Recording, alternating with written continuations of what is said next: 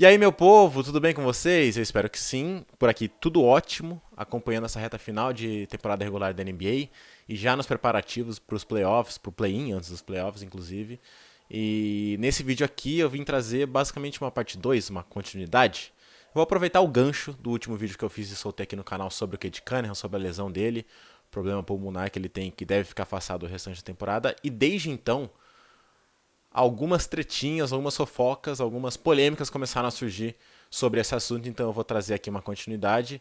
Naquele vídeo eu falei sobre os problemas que essa lesão poderia causar no Detroit Pistons, quais seriam os impactos dessa lesão, ou quais poderiam ser os impactos dessa lesão na Conferência Leste, e qual seria o impacto pro Cade em si, né, do lado, no aspecto mais individual.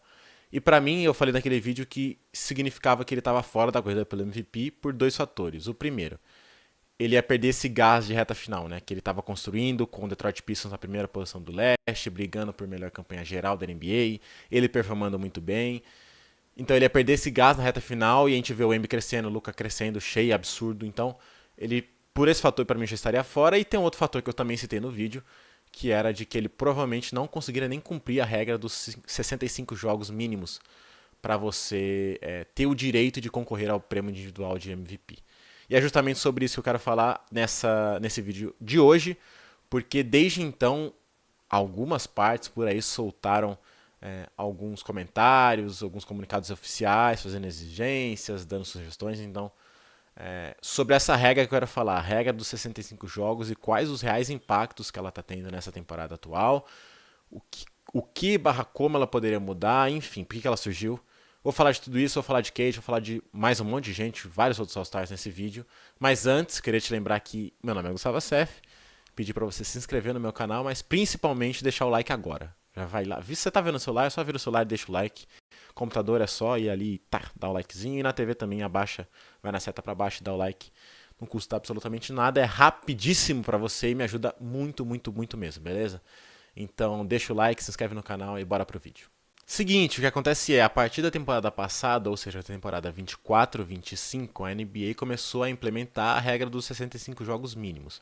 Vale lembrar que não foi uma medida autoritária, pelo contrário, ela foi em comum acordo com a Associação dos Jogadores, e isso é importante porque já já eu vou falar dessa associação. Mas a partir da temporada passada, a NBA começou a implementar essa regra que dizia que, e que diz que, um jogador da NBA só pode concorrer a prêmios individuais e só pode participar, ser eleito para os All-NBA Teams, se ele fizer pelo menos 65 jogos de temporada regular e atuar por pelo menos 15 minutos nessas partidas. Você pode se perguntar por que exatamente a NBA criou essa regra, qual o motivo. E para quem acompanha a NBA, isso já há um tempo, vai uns aninhos, isso já era um problema muito claro da NBA. As estrelas jogavam cada vez menos na temporada regular. Vai lembrar que a temporada regular da NBA tem 82 jogos, é uma temporada longa, começa no finalzinho de outubro e vai até o meio de abril. E cada vez mais a gente via as estrelas participando menos desses jogos de temporada regular. E aí as equipes começavam a criar umas desculpas, dar um miguezinho ali para deixar suas estrelas no banco em partidas que eles julgavam como ideais para o descanso. E aí, em diversas vezes, a gente viu um produto muito empobrecido por parte da NBA, porque você chega lá na quarta-feira de noite, que era o dia de ESPN, né? Hoje em dia tá muito bagunçado isso, mas nos jogos de prime time, que era quarta, sexta, sábado e domingo, você chegava lá para ver um grande jogo e aí de repente uma estrela de um time tava fora, ou as duas estrelas, uma de cada lado tava fora. Então, isso empobrece o produto porque fica um jogo muito menos atrativo, muito menos atraente. Então, a NBA começou a olhar para isso e ver que isso estava começando a se tornar um problema real. Eu tenho, inclusive, aqui os dados em jogos perdidos por All-Stars, tá? A média de jogos perdidos por All-Stars por década. All-Star, a gente está considerando jogadores que já foram eleitos para All-Star ou que já foram eleitos para um time de All-NBA. Nos anos 80, os jogadores All-Stars perdiam em média 10,4 jogos por temporada. Nos anos 90, esse número subiu para 10,6, ou seja, é basicamente o mesmo. Nos anos 2000, esse número de jogos perdidos de média por cada All-Star foi para 13,9. 14, vai, um 14 moral. Subiu, mas nem tanto. Nos anos 2010, esse número subiu para 17,5. E nos anos 2020, esse número subiu para 20,3. Então foi de 13,9 para 17,5 nos anos 2010 e para 20,3 nos anos 2020. Então a NBA olhou pra isso e falou, cara, a gente precisa dar um jeito nisso. Nossas estrelas, o nosso principal o que mais atrai público no nosso produto precisa estar em quadra, senão o nosso produto vai ficar empobrecido. E foi aí que a NBA decidiu instituir a regra dos 65 jogos mínimos. Começou na temporada passada, como eu já falei, e na temporada passada não houve tanta reclamação assim.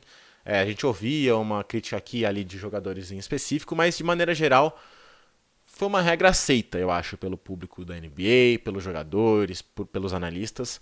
Só que nessa temporada a coisa mudou e o Cade tem muito a ver com isso. Depois da lesão do Cade, ou do problema de saúde do Cade, que deve tirar ele do restante da temporada regular, fazendo com que ele não chegue ao número mínimo de 65 jogos e, portanto, não participe da corrida pelo MVP e nem participe dos All-NBA Teams, a associação dos jogadores e o agente do Cade falaram sobre o assunto e isso começou a gerar uma certa polêmica, ou pelo menos alimentou uma polêmica que já vinha sendo construída. Eu vou ler aqui para vocês o que falou a associação dos jogadores. Abre aspas. A possível inelegibilidade de Cade Cunningham para prêmios de temporada regular, após uma temporada definitiva de sua carreira, é uma clara prova contra a regra dos 65 jogos e mais um exemplo de por que ela deve ser abolida ou reformulada para criar uma exceção para lesões significativas. Desde sua implementação, jogadores têm sido injustamente desclassificados das honrarias de fim de temporada por essa cota arbitrária e excessivamente rígida. Depois, o agente do Cade, logo em seguida, também postou um comunicado. Abre aspas. Cade Cunningham teve uma temporada digna de First Team All-NBA. Se ele ficar ligeiramente abaixo de um limite arbitrário de jogos disputados devido a uma lesão legítima, isso não deveria desqualificá-lo de um reconhecimento que ele claramente conquistou ao longo da temporada. A liga deveria recompensar a excelência, não impor cortes rígidos que ignoram o contexto. Uma exceção precisa ser feita. Eu concordo com basicamente tudo que o agente do Cade disse, até a frase final de que uma exceção precisa ser feita. Se uma exceção precisa ser feita para o Cade, ela precisa ser feita para todo mundo, então ela não é mais exceção. Então, para mim, isso não existe. Eu acho que ou a NBA fala, gente, erramos, então antes agora da votação a gente está abolindo essa regra, esquece. O que não vai acontecer, tá, gente? Não vai acontecer. Se essa regra parar de existir, é para a temporada que vem, mas acho que para essa é quase nula a chance disso acontecer. E falando sobre exceções, hoje na regra, a única exceção que a NBA coloca é que se um jogador tiver feito pelo menos 62 jogos, ou seja, 3 a menos do que a regra diz, se ele já tiver feito pelo menos 62 jogos e sofrer uma lesão que vai tirá-lo pelo restante da temporada regular, aí sim ele pode concorrer aos prêmios. Isso também respeitando o mínimo de 15 minutos por partida. Então, tá aí a fala da associação e do agente do Cade Cunningham, o que acabou alimentando ainda mais essa polêmica de a NBA precisa modificar essa regra dos 65 jogos urgentemente. Eu estou colocando em tela agora alguns jogadores que podem ser afetados por essa regra na temporada atual, tá? Primeiro, óbvio, é o Cade Cunningham, que fez até aqui 60 jogos, e ele teria que jogar, então, 5 dos últimos 11 jogos restantes do Detroit Pistons, o que não vai acontecer, muito provavelmente. O Cade deve perder o restante da temporada regular inteira. Mas também tem outros jogadores que estão sendo fortemente influenciados por essa regra, que podem perder a chance, o direito de competirem pelo MVP e também pelo All-NBA First Team, ou Second Team, ou Third Team. Primeiro, o Nikola Jokic, ele tem 57 jogos nesse momento e ele teria que jogar 8 dos últimos 9 jogos para não ser excluído por conta dessa regra. Tem o Victor Wembanyama também, que tem 57 jogos e teria que jogar 8 dos 10 jogos restantes do San Antonio Spurs. O Anthony Edwards, que tem 58 jogos e que teria que jogar 7 dos últimos 10 do Minnesota Timberwolves. O Kawhi Leonard, que tem 56 jogos e teria que jogar 9 dos últimos 10 dos Clippers. E o Luka Doncic, que tem 60 jogos e teria que jogar 5 dos últimos 10 dos Lakers. Por um lado, essa regra deu certo. A gente vê poucos jogadores, principalmente as estrelas da NBA, descansando em jogos aleatórios. Isso praticamente não acontece, ou pelo menos acontece com muito menos frequência do que vinha acontecendo antes da instituição da regra dos 65 jogos. A gente vê, por exemplo, o Jokic, que voltou de lesão e está jogando desde então. Jogando no sacrifício, talvez isso nem fosse bom, mas ele está jogando porque ele quer cumprir a regra dos 65 jogos, quer brigar pelo MVP, etc. A gente vê o Kawhi Leonard descansando muito menos do que já descansou em outras temporadas e assim por diante. O LeBron James, inclusive, quando voltou, ele continuou jogando.